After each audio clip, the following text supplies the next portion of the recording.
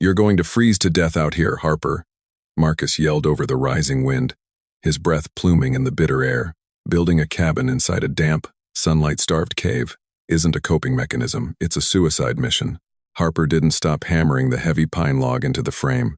She adjusted her grip, the early frost biting fiercely through her thick leather gloves. "This cave has stood for 10,000 years, Marcus. When the big storm hits, your valley houses will snap like twigs. You're burying yourself alive because you can't let him go." "I'm surviving," she whispered to the cavern walls as he finally turned away in defeat. But even Harper didn't know this bizarre stone fortress was about to become the only thing keeping her alive. The sheer limestone walls of Blackwood Cavern wept with ancient, mineral-rich moisture, the slow droplets echoing in the immense darkness like the ticking of a geological clock. For 14 months, this echoing abyss had been Harper's entire world.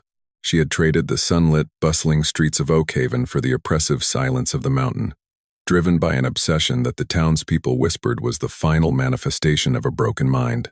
Her husband, Thomas, had perished on a treacherous climbing expedition over a year ago. In the wake of his closed-casket funeral, Harper hadn't sought therapy or the comfort of friends. Instead, she had taken the life insurance money, purchased an abandoned high-altitude cave system that Thomas had once surveyed, and begun hauling timber up the treacherous mountain switchbacks. Building a cabin inside a cave was an exercise in agonizing, back-breaking absurdity. There was no natural light to guide her cuts, no level ground to lay a foundation. Harper had spent the first 3 months simply clearing centuries of accumulated rockfall and leveling the cavern floor with crushed gravel. She operated under the harsh, artificial glare of battery-powered shop lights, the heavy shadows dancing against the cavern walls like mocking specters. Her hands, once soft and manicured, were now wrapped in thick calluses, her fingernails permanently stained with pine sap and limestone dust. Every timber had to be precisely notched and fitted by hand, lifting massive beams of Douglas fir using a primitive pulley system she had rigged to the cave's stalactites. The town of Oakhaven, nestled in the picturesque valley 3,000 feet below, watched her descent into isolation with a mixture of pity and alarm. Marcus, the local sheriff and one of Thomas's oldest friends, made the grueling trek up the mountain once a week. He brought fresh provisions, spare generator parts, and unheeded pleas for her to return to civilization. To Marcus, the cabin was a mausoleum. He saw a widow entombing herself in a fortress of wood and stone, punishing herself for a death she couldn't prevent. But Harper followed Thomas's intricate, mysterious blueprints with a religious fervor. Before his fatal climb, Thomas, a brilliant but eccentric hydrological engineer, had spent weeks obsessively drafting the plans for this specific structure in this specific cave. He had designed walls with triple-layer insulation, a reinforced roof that seemed redundant beneath a stone ceiling, and a complex ventilation chimney that snaked perfectly through a natural fissure in the rock to the surface above. Harper didn't understand the engineering, nor did she care. To her, every swing of the hammer, every agonizing lift of a beam, was a conversation with a ghost. The physical pain of the labor was the only thing loud enough to drown out the silence he had left behind. She built the massive stone hearth by carrying hundreds of smooth river rocks up from the lower gorge, mortaring them into a massive chimney that radiated heat perfectly throughout the dense, interlocking logs. She didn't build windows. There was nothing to look at but the eternal, suffocating dark of the cavern. It was a sensory deprivation tank of her own making, a place where time stood still and the world below ceased to exist. But the world below was about to assert itself with unprecedented violence. It began on a Tuesday afternoon, late in November. The barometric pressure plunged so rapidly that Harper felt a sharp, persistent ache behind her ears. The battery-powered weather radio, usually a source of quiet background static, suddenly flared to life with the shrill mechanical tone of the emergency alert system. The synthesized voice warned of a historic meteorological anomaly, a convergence of a massive polar vortex, and an unseasonably warm oceanic front. They were calling it the White Leviathan, a blizzard predicted to bring hurricane-force winds, zero visibility, and temperatures plunging to 40 degrees below zero. It was the kind of storm that rewrote maps and leveled forests. Standing at the massive, arched entrance of the cavern, Harper watched the sky bruise into a terrifying, unnatural shade of violet. The air grew perfectly, eerily still. The birds had vanished. The mountain goats had descended days ago, The absolute silence was heavier than the rock above her. Below, the distant, twinkling lights of Oakhaven looked painfully fragile, like fireflies caught in a jar, completely unaware of the monstrous hammer waiting to drop from the sky. A flicker of anxiety gnawed at her stomach, a sudden human urge to call Marcus, to warn them, to run down the mountain. But the first flakes began to fall. They weren't drifting. They were being driven sideways like tracer fire, hard and crystalline. Harper retreated into the cave, the wind already beginning to howl through the entrance like a wounded animal. She walked the 50 yards back into the belly of the cavern to where her cabin sat, a glowing, golden beacon of pine in the suffocating dark. She stepped inside, the heavy oak door slamming shut behind her with a definitive thud, sealing the elements out. She stoked the fire in the massive stone hearth, watching the flames lick the dry wood. As the temperature outside began its catastrophic freefall, the unique genius of Thomas's blueprints became entirely, startlingly clear. The deep cave maintained a constant natural temperature of 50 degrees, entirely unaffected by the freezing world outside. The cabin, nestled within this thermal pocket and insulated by thick timber, required only a small fire to become sweltering. While the world outside prepared to freeze to death, Harper sat in a t-shirt, reading a worn paperback, entombed in an architecture of absolute, indestructible safety. She was completely alone, but for the first time in 14 months, she wasn't cold. By midnight, the white Leviathan had fully swallowed Blackwood Mountain. The storm didn't just blow, it screamed. It was a continuous, deafening roar that vibrated through the very bedrock of the cavern. The wind battered the mountain with such ferocity that dust and small pebbles constantly rained down from the cavern ceiling, pinging against the cabin's heavily reinforced roof. Harper sat in her worn armchair, a mug of black coffee cooling in her hands, listening to the apocalyptic symphony outside. The radio had died hours ago, its final broadcast a frantic, garbled report of power grid failures across the entire county, widespread structural collapses, and highways rendered completely impassable by 10-foot snowdrifts. Oakhaven was cut off, buried alive under a terrifying blanket of white. Inside the cabin, the atmosphere was surreal in its tranquility. The cast-iron stove radiated a deep, comforting heat. The heavy timber walls absorbed the sound of the howling wind, reducing it to a low, distant bass note that vibrated in Harper's chest. The contrast was almost dizzying. She was existing in a pocket of perfect peace, while the world outside tore itself to shreds. She traced the rim of her coffee mug, a profound sense of survivor's guilt washing over her. She thought of Marcus, of the families in the valley huddled in their freezing, fragile homes, watching their breath turn to ice. She was safe, perfectly secure in the fortress they had all mocked her for building. Thomas had been right about the structural integrity of the cave, even if he hadn't lived to see it tested. It was 2:00 a.m. when she heard it. It was a sound that didn't belong to the wind. It was rhythmic, mechanical, and failing, a faint, high-pitched whine that rose and fell before abruptly choking out, replaced by a dull, heavy thud that echoed down the cavern tunnel. Harper froze, her heart hammering against her ribs. She set the mug down, the ceramic clinking sharply against the wooden table. She held her breath, straining to listen. Nothing but the wind. She told herself it was a rockfall, a branch striking the cave mouth, a trick of the acoustics. But then it came again, a distinct, scraping sound, closer this time, followed by a weak, pathetic scratching. It was the sound of something dragging itself across the stone floor of the cave entrance. Harper moved instinctively. She didn't hesitate. She grabbed her heavy, insulated parka, pulling it over her clothes, shoved her feet into her fur-lined boots, and grabbed the heavy, high-powered flashlight from the wall hook. As an afterthought, she slung her hunting rifle over her shoulder. Desperate animals, driven mad by the cold, were known to seek shelter in the caves. She pushed the heavy oak door open. The immediate temperature drop in the main cavern tunnel hit her like a physical blow. The ambient 50 degrees of the deep cave had been pushed back by the sheer, invading force of the sub-zero wind howling through the entrance. She clicked on the flashlight, the blinding beam cutting through the darkness and illuminating a swirling vortex of snow that had been blown dozens of yards into the cave. She pushed forward, leaning into the wind, the cold instantly biting at her exposed cheeks. As she neared the massive arched mouth of the cave, the roar of the blizzard became utterly deafening. The entrance was nearly choked with a massive snowdrift, a 12-foot wall of packed ice and snow. And there, half buried in the drift, was a snowmobile. Its headlight was smashed, the chassis dented, and the engine completely dead. Harper's beam swept past the machine and landed on a shape huddled against the cavern wall. It was a man. He was covered in a thick crust of ice, his bright orange survival suit practically frozen solid. He was crawling, his movements agonizingly slow, his gloved hands slipping against the frosted limestone.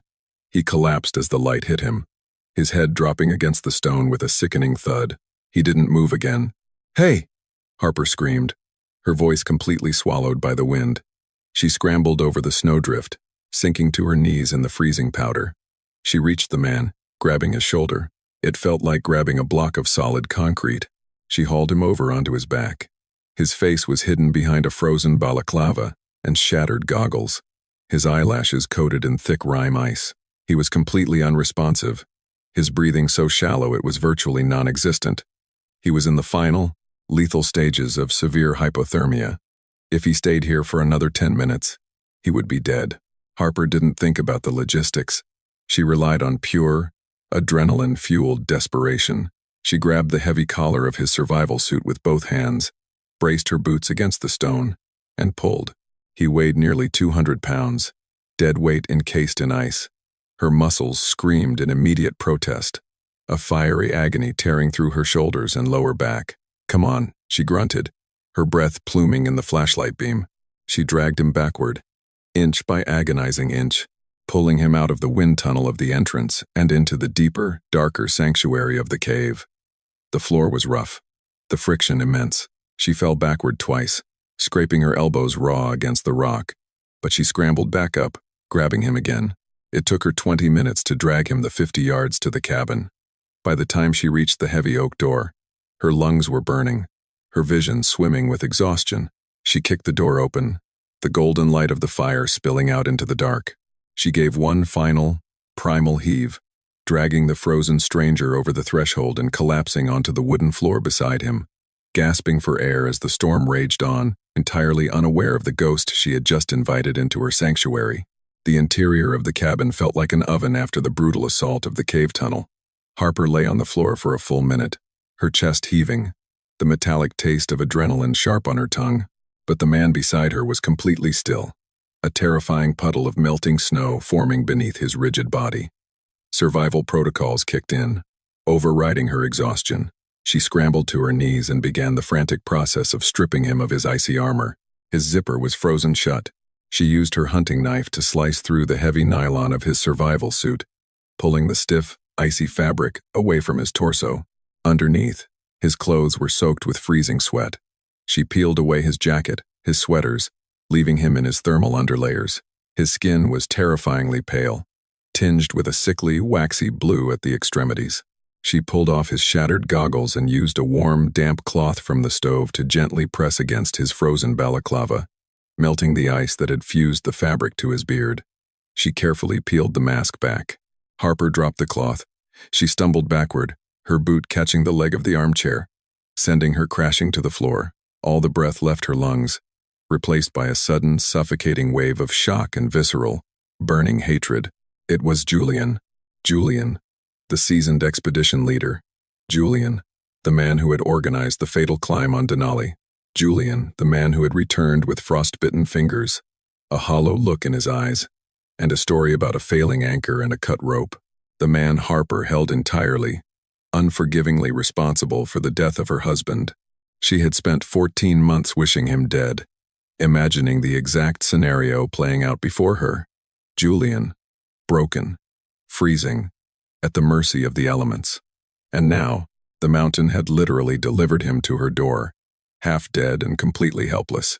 Her hand trembled as it drifted instinctively toward the hunting rifle leaning against the wall. She could just drag him back out. She could leave him in the tunnel. It would take 20 minutes. The cold would simply lull him to sleep. He would never feel it. It would be justice.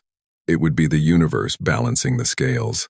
The thought was intoxicating, a dark, venomous seduction that curled around her heart. She stared at his blue, shivering lips, remembering the closed casket, remembering the agonizing emptiness of her bed. But then the fire popped loudly in the stove. The warm golden light cast shadows across the interlocking timbers of the cabin, timbers she had laid with her own bleeding hands, following Thomas's designs. Thomas, who had spent his life building, rescuing, studying. Thomas wouldn't let a man die on his floor. Harper closed her eyes, a ragged sob tearing from her throat. She hated Julian with every fiber of her being, but she loved Thomas more. She wouldn't desecrate his sanctuary with murder by omission. She pushed herself up and moved with cold, mechanical efficiency. She dragged Julian closer to the hearth, wrapping him in 3 heavy wool blankets. She filled hot water bottles from the kettle on the stove and tucked them into his armpits and groin, the safest way to raise his core temperature without causing cardiac shock. She sat in the armchair across from him, the rifle resting across her lap, and watched him thaw. 2 hours passed. The storm outside reached a crescendo of terrifying violence. A massive tremor suddenly shook the cave, a deep geological shudder that sent dust billowing from the ceiling. A deafening crash echoed from the tunnel. The massive snow cornice over the cave entrance had collapsed, bringing tons of rock and ice down with it. They were sealed in, entombed. On the floor, Julian gasped. His eyes flew open, wide and bloodshot, filled with the blind panic of a dying animal. He thrashed weakly beneath the blankets, groaning in agony, as the blood slowly began to force its way back into his freezing capillaries. He blinked against the firelight, his gaze wildly darting around the timber walls, the stone ceiling, and finally, landing on Harper. He stopped moving. The panic in his eyes dissolved into a look of profound, devastating sorrow. He didn't look surprised to see her, only defeated. "You should have let me freeze, Harper," he croaked, his voice barely a raspy whisper, his teeth chattering violently. Harper tightened her grip on the rifle stock, her knuckles turning white. "I thought about it," she said, her voice like cracking ice. "Why are you here, Julian? Did the guilt finally drive you out of the valley?" Julian coughed, a wet, rattling sound. He slowly, painfully pushed himself up on one elbow, shivering uncontrollably. "I didn't come up here to run away," he gasped, holding her furious gaze. "I came up here to make sure you were inside. I had to know. You were safe." "Safe?" Harper spat, standing up, the anger finally boiling over. "You killed my husband, and now you come crawling up my mountain to check on me. You have no right to speak his name. You have no right to be in this place. You don't understand," Julian pleaded, reaching a trembling hand toward the heavy, waterproof pouch strapped to his chest under his thermals. "Harper, everything you know, everything they told you, it's all wrong. I didn't kill Thomas. And this cabin, this cave, you have no idea what you've actually built." The cabin felt suddenly devoid of air. Harper stared at Julian, the muzzle of the rifle lowering marginally as the sheer desperation in his voice cut through her rage. Julian's frost-bitten fingers fumbled clumsily with the waterproof pouch against his chest. It took him 3 agonizing tries before he managed to unclasp it. He pulled out a thick, leather-bound notebook. It was battered, the edges water-stained and warped, the leather scuffed by ice and rock. Harper instantly recognized it. It was Thomas's field journal, the one he took on every expedition, the one the authorities claimed had been lost in the avalanche. "Take it," Julian whispered, his arm shaking with the effort of holding it out to her. Harper stepped forward, snatching the book from his hand as if it might burn her. She flipped it open. The handwriting was unmistakably Thomas's, cramped, precise, filled with complex mathematical formulas, geological sketches, and topographical maps of Oak Haven Valley. "They found his body 3 weeks ago," Julian said, his voice gaining a fraction of strength as he leaned back against the hearth. The glacier retreated in the unseasonable heat. "They found him, Harper, and they found this strapped to him. The sheriff gave it to me because of what it said inside." Harper's eyes scanned the final page, dated the day of his death. The words blurred through her sudden tears. "Julian is slipping. The primary anchor is blown. If I don't cut my line, the sheer weight will rip his secondary anchor out, and we both drop. Tell Harper I love her. Tell her the math was right. Tell her to build the ark." "He cut his own rope," Julian sobbed, burying his face in his hands, the guilt of a survivor finally breaking him completely. "I tried to hold him. I screamed at him not to do it, but he knew the rock was failing. He looked right at me, told me to make sure you read the journal. and he cut his own line to save my life. I lied to the town because I was a coward, and I couldn't face you knowing he died for me." Harper fell to her knees, clutching the journal to her chest. The hatred that had fueled her for 14 months evaporated in a single, agonizing instant, replaced by a grief so pure and profound it physically hurt. Thomas hadn't died a senseless, tragic death. He had died a hero. But why? Harper choked out, looking around the massive timber walls. Why this? Why did he want me to build this? Julian pointed a trembling finger at the journal. "Look at the maps, Harper. Look at the topological surveys of Oakhaven."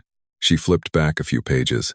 Thomas had meticulously mapped the entire valley, focusing on the massive hydroelectric dam, positioned 3 miles above the town.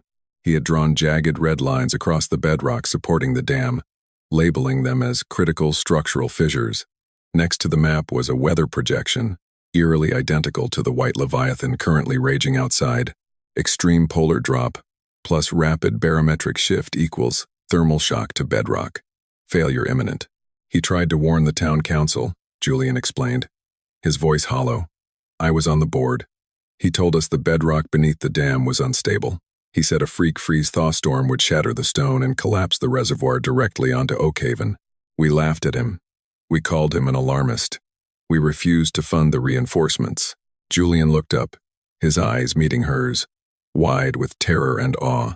He knew we wouldn't listen. So he bought this cave. He surveyed this exact cavern because it sits above the floodplain and is structurally shielded from the seismic shock of a dam collapse. He designed this cabin not as a home, Harper. He designed it as a bunker, an ark. He wanted you to build it so you would be safe when the day finally came. A deafening, terrifying roar suddenly vibrated through the floorboards, completely overpowering the sound of the blizzard. It wasn't the wind. It was the sound of 1,000,000 tons of concrete and water tearing the mountain apart. The cave shuddered violently. Dust rained from the ceiling, but the interlocking timbers of the cabin held perfectly rigid, absorbing the shock wave just as Thomas had designed. Harper stared at the walls, her breath caught in her throat. She wasn't standing in a tomb forged of her own grief. She was standing in the physical manifestation of her husband's eternal, protective love. He had reached back from the grave to shield her from the apocalypse. The dam just broke, Julian whispered, closing his eyes. The valley is gone. And the town? Harper asked, her voice trembling. I evacuated them, Julian said, a faint, desperate smile touching his lips. When the barometer dropped yesterday, I remembered Thomas's warnings. I finally read the math. I ordered a mandatory evacuation to the High Ridge shelters. They're safe, but I came up here. I had to make sure you were in the cave. I owed him my life, Harper. I had to make sure his ark worked. 2 days later, the storm finally broke. Working together, Harper and a recovering Julian managed to dig a narrow tunnel through the collapsed snow at the cave entrance. When they finally broke through, the blinding sunlight of a clear, freezing morning hit their faces. They stood at the ledge, looking down at the valley. Oakhaven was completely submerged, a frozen, devastated lake of ice and debris. The town was gone, but as Harper looked at the devastation, she didn't feel despair. She felt the heavy, leather-bound journal in her pocket. She looked back at the dark mouth of Blackwood Cavern, the golden light of the cabin still glowing faintly within. She had spent a year building a monument to death, only to realize her husband had tricked her into building a monument to life. The walls of grief had finally fallen, and standing beside the man she had learned to forgive, Harper was finally ready to live again. Grief is a powerful architect. It can convince us to build prisons of isolation and walls of bitter resentment. But as Harper discovered in the heart of the storm, true love leaves blueprints that transcend death, transforming our darkest caves into sanctuaries of survival and profound forgiveness. Sometimes, the burdens we carry to isolate ourselves are the very things that end up saving us when the world collapses. If this story of resilience, hidden truths, and the incredible power of forgiveness moved you, please hit that like button. Share this video with someone who might need a reminder that they aren't alone in the storm, and subscribe to the channel for more immersive cinematic stories. Let us know in the comments what is the sanctuary you've built in your own life.